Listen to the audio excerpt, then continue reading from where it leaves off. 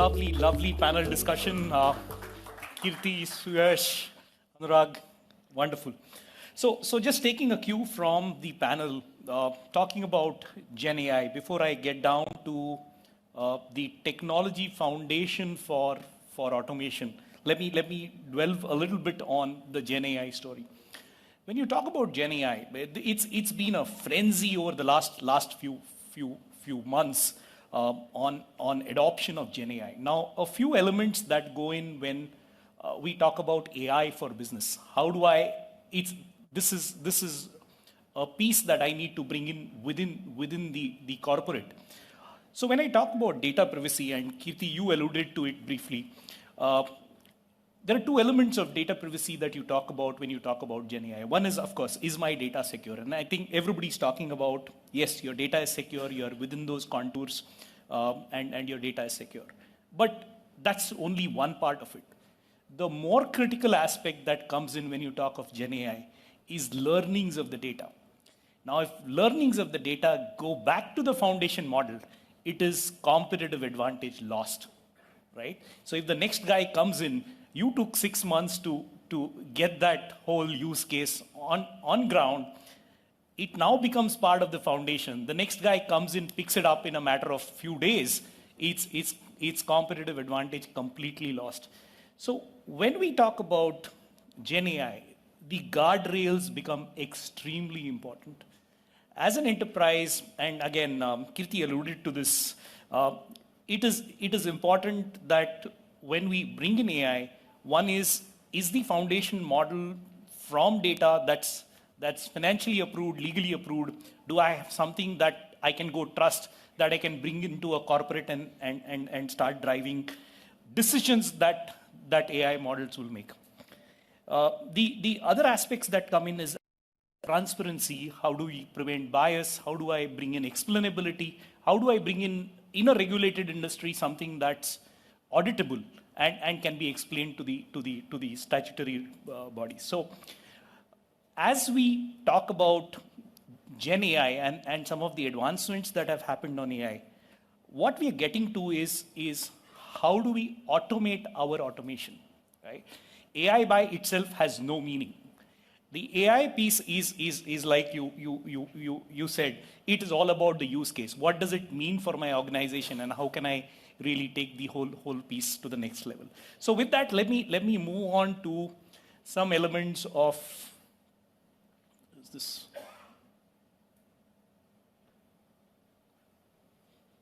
Okay, it's come.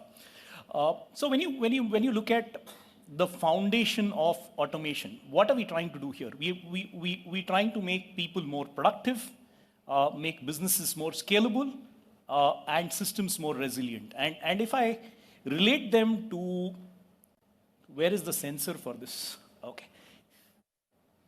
And if I relate them to the pillars of automation, we're basically talking about business automation, we're talking about integration, and we're talking about the whole AI ops piece, which is the aspect of IT automation. So let me go on to, let me peel the onion and talk about the first pillar.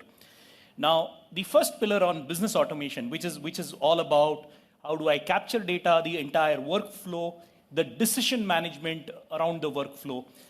In fact, the insurance industry has been using this for many years. The entire straight-through processing. Some of the top insurance companies in the country today run at 86% or 87% straight-through processing. So a massive amount of straight-through processing. Now, as we get onto this, the whole discussion is about how do I now move this to the next level?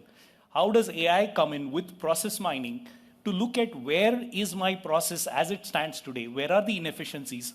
How do I bring in AI to look at what is it that I can do here to bring in efficiency? How do I move my straight-through processing from my current 86% level to the next level? And as we talk, we're working with a public sector giant, insurance giant, and where even a 2% increase, the sheer volumes would be probably bigger than some of the smaller insurance companies. So that's the scale we're talking about, right? And that's how. Another example here is Asian Paints. This is about how do I lower the center of gravity. It is about how do I, so they run their entire campaign management, marketing campaign management at a depot level. So it is everything is available right from that data that can be used at a depot level to the workflow, the exception process. How do I run? What runs in Villeparle West is very different from what sells in Villeparle East. So how do I really lower the center of gravity and consume this at a ground level is what the discussion is all about. The next big thing that's really transformed India over the last 2 years has been the digital ecosystem piece. We are ahead of the curve. In fact, India's fintech adoption has been at an 86% level. It's much higher than the global average of 64%. And that is what has transformed the whole API ecosystem. How do I do this in an extremely secure manner is what the name of the game has been, and practically taken the industry by a storm. If I look back 2.5 years back, we would have had 2 banks, 3 banks who would have been on the whole API banking journey, to a level where practically you name a bank, name an insurance company, and then they're getting there with an entire integration journey. And integration journey in a secure by design form on our ability to really scale that in a digital ecosystem in a very, very large way. Again, a lot of use cases around how AI can help scale this. How do we onboard clients, the whole MSME banking piece, the universal banking piece coming in. A lot of use cases that are coming in on the integration side, which is powered by AI. Moving on to the next piece, which is around how do I put my applications on an autopilot? How do I do the observability part? The observability part has been around for a while now. What's coming in here now is an observability coupled with deep tracing, which means if my UPI goes down, and I know my UPI is down because my transactions are declining, but I need to know why is my UPI down? Is it my message queuing, or is it the ESB, or is it the API? That the deep tracing to the last dot to go address that is what makes all the difference from an observability perspective. The next piece we're getting to is what we call as application resource management, which is what we call as turbonomics. Here, the whole aspect is, as a business owner, you're concerned about 2 things. One is the application performance, second is cost. And they're 2 opposite sides of the coin. And what you're trying to do here is, coupled with AI, you're trying to address both opposite sides of the coin. And I'll give you an example. We run this for some of these giants in the country. This is 2,500 plus instances on Azure. The ability to save almost 38%. So if your application is running out of resources, your ability to provide resources real time, or pull it back when it doesn't need it real time, is at an extremely granular level is what we do with this.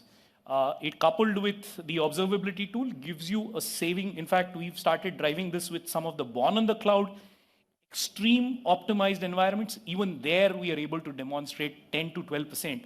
And the typical approach is run it in my environment, see what does it mean for me, and does it make sense, period.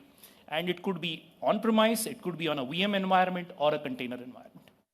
The last part is around the whole event monitoring piece, the proactive resolution part. How do I do an RCA? How do I do, and we do this for some of the telecom giants, more than 100 million events monitored on a daily basis, massive scale. This is an example of how we consume it for our own setup, which is our Hershey Labs,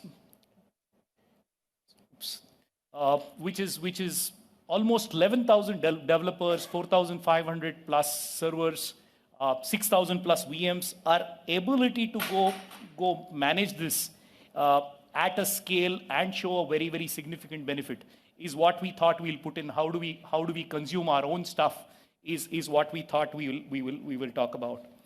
So this is in brief what we talk about from a foundation of automation as the business automation layer, the integration layer, and the third being the AI ops layer. We have 8 out of 10 banks that have embraced our IBM integration, 7 out of 10 insurance companies who've embraced our automation piece, and 2 out of the 3 telcos who run on our network automation. So on that note, thank you, gentlemen. Looking forward to the next panel. Thank you.